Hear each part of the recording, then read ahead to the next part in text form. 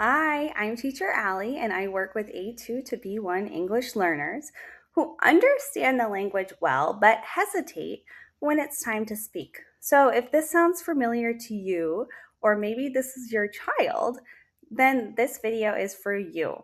So, if your child understands English well but struggles to speak confidently, especially around the A2 to B1 level, this is completely normal. Don't worry.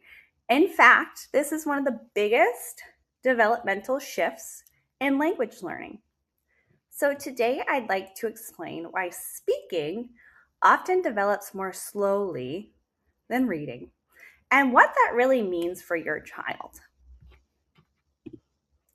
So, at the A2 level, learners can understand familiar topics. At school, they can answer simple daily questions about their life, give short, basic answers, but they often need time to think before speaking, and they may struggle to explain their opinions clearly. Remember, if you think about our first video, we talked more about how A2 learners are likely to give one word answer.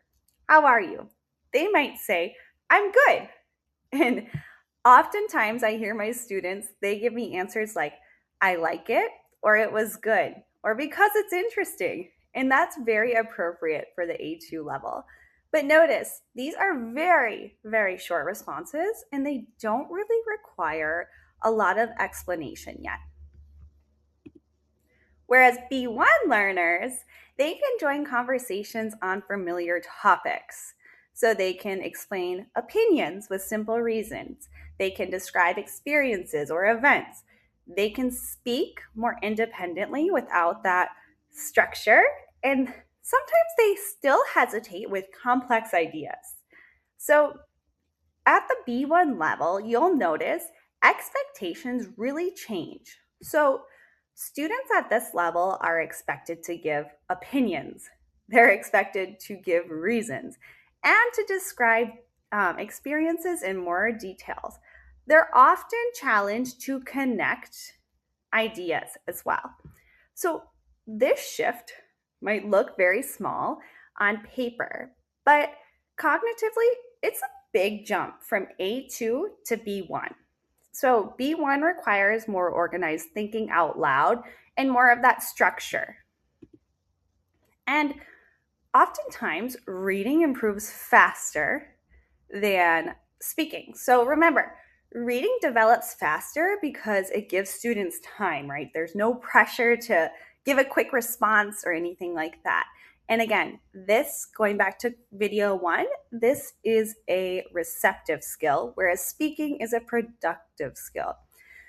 So the production skills are much more difficult and take more time to develop, which is completely okay and part of the learning process. So here, going back to reading, why it improves faster. So they can pause, they can reread, and they can think quietly. So there's nobody watching them, there's nobody waiting for an answer, and there's no performance pressure either. So reading is private, whereas speaking is public. You have to speak with another person, right? Often, awesome. And oftentimes, speaking requires real time thinking. Students have to organize their ideas while someone is listening to them. They have to manage vocabulary, grammar, and structure all at the same time. And so, for many high achieving learners, that feels risky. It feels risky to, have that possibility of making a mistake or of possibly being wrong in your response. But don't worry. So, when we talk about the A2 to B1 speaking gap, again, students understand far more than they can express. They follow lessons, they recognize vocab, and they perform well in reading. But when it's time to explain their thinking out loud, they hesitate, or maybe they don't even give a response. I've seen that with many students who freeze. It's like they can't think all of a sudden. And that's okay, it's part of the learning process. So remember, understanding English and expressing are two very different ideas and different skills. So, What changes at the B1 level? So we expect more expanded answers. So, not just I like it. I like it because it's sweet and tasty. They're also expected to not give a short opinion, but maybe a reason and an example. So I would rather go to the beach because I love to go scuba diving and see sharks and turtles. Um, for example, I love to go to Cozumel. The diving is beautiful. So that is a much longer answer at B1 versus I would rather go to the beach, right? Good. So, this is where many learners feel stuck, and it's not because they don't know the language, but because they aren't yet comfortable organizing ideas verbally. So, oftentimes my students say, "Hey, Allie, speaking is just so hard. It's so difficult for me."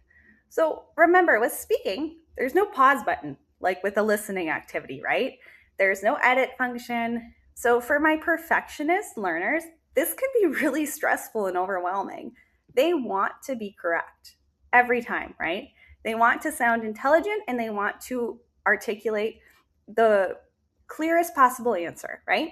So instead of risking a mistake, they just are mute. They stay quiet and they don't give me a response. So I have been here. I don't know about you guys, but I have fallen into this perfectionist trap of, say it perfectly or maybe don't say it. So many strong students fall into this trap. So I know I have definitely fallen into this as a student. Have your children, comment below if your children have fallen into this and if you have seen some of these tendencies of hesitating, of not giving an answer, or maybe just completely staying silent when a question is asked. So oftentimes my perfectionist students, they wait until a sentence is perfect in their head before speaking. So remember, fluency grows through imperfect attempts. So if a learner waits for perfection, they miss that valuable time and opportunity of practice that really builds confidence. So I've experienced, as I mentioned earlier, I've experienced this while learning Spanish and some other languages. So I could understand far more than I could say. And remember, it takes time, it's part of the learning process. And as a student who is learning Spanish and a few other languages, it has really shaped me as a teacher. So it's important that I experience this so I can help my students who are in the same boat. And remember, speaking requires a different type of courage, and this has deeply shaped how I teach speaking and how I approach it. So, again, some things that help are structure, repetition, and safety. So, when we talk about A2 to B1 speaking confidence, students need three things: structure. So, they need these simple frameworks of how to organize ideas. The second is repetition. So, regular opportunities to practice speaking. And if you're able to practice with a native speaker, even better. And the third is safety. So students need to feel like they can make mistakes. They have this permission to try, to take risks. So without these three, the gap remains. And with them, progress becomes steady. So these are the pillars of my lessons. I love and actively encourage my students to take risks with English and to try something new and to make mistakes. So I love celebrating their mistakes, and it is so important for my students, and it has helped them tremendously. And if your child feels stuck here, it does not mean that they are weak in English. Absolutely not. In fact, this stage often appears when learners are ready for more complex thinking. So remember, A2 to B1 is one of the biggest shifts in language development. So it's not about, when you move from A2 to B1, it is not about memorizing more vocabulary, right? It's about building confidence in expressing ideas. So if you're guiding an A2 to B1 learner at home, or you are an A2 to B1 learner, this channel is designed to support that growth. And I would love to know, Where does your child struggle the most? Is it organizing ideas, speaking under pressure, or fear of mistakes? So, subscribe for some thoughtful, practical strategies that build both academic strength and confident communication. See you next time.